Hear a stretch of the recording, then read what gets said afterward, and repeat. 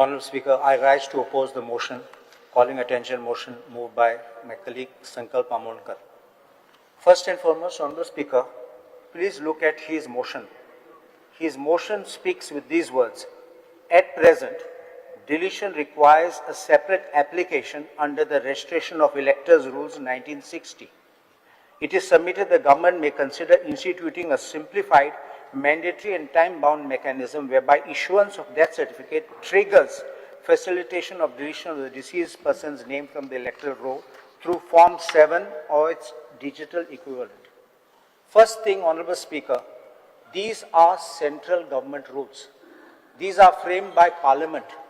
The state government has absolutely no jurisdiction to interfere or make an amendment or make a provision for 1960 rules which are framed by the central government.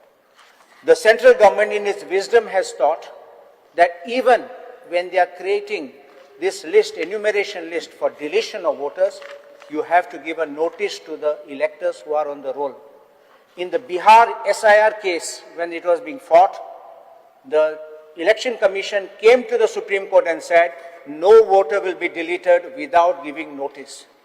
The attempt to do this, apart from without being jurisdiction, is a means to bypass the statutory provisions. It's a means to defranchise people without notice and declare people dead if they are not really dead and knock them off from the roll. This is not possible. This is the first objection I have got to this. The second, now with this SIR coming, the Election Commission has told the Supreme Court, we will also publish names of people who are being deleted. What they did was, they already issued one enumeration list where they identified people as EF refused, which means enumeration form refused, death, untraceable, absent, and permanently shifted. Now I have got here with me a list of 159 names in booth number 20, part number 20 of my constituency, where 159 names have been marked as dead, untraceable. Now this is very interesting. I will just read some names. There is Neeta Sripat Thali, shown as untraceable, absent.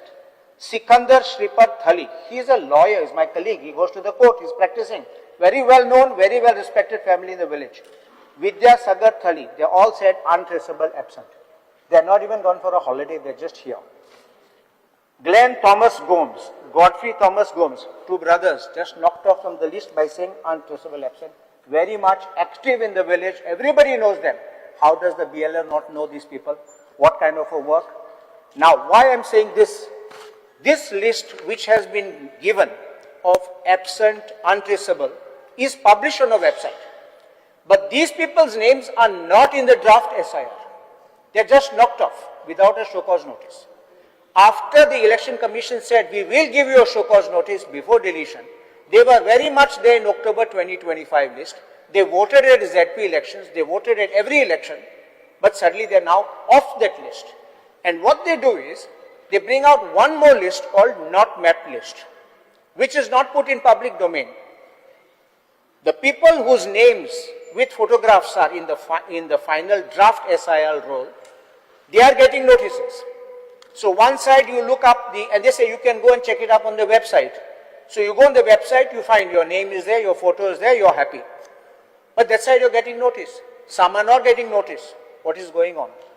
So your attempt is to defranchise people from this. Now in this same part, same booth, I want to tell Honorable Speaker that there are now, see I told you 159 absent dead and not mapped are actually 365. Now if not mapped are not there, this entire roll now, after this, the draft roll has got 434 voters. If 434 voters and 359 are removed, 365 are removed, we'll only have 69 voters remaining on the part. That means you're cleaning it up. I can't understand what kind of an exercise the Election Commission is doing, what exercise the BLO is doing, and how this can be allowed. This is very dangerous. In fact, the state government should carry out an exercise of telling the Election Commission, this, your exercise is not proper. it is being done in a hurry. It's not correct to say we should be first in Goa, we should be first in India to do something. Nothing like that. You do something badly, it will affect us, it will affect the future generations. And it is the duty of the state government, realizing this grave situation, to tell the election commission, you need to extend this time for filing objections. I have told people who have marked dead, absent, and if all that is wrong in that list, please object. And they are asking people to file new Form 8, means as if you are a new elector for the first time. So thereafter what will happen?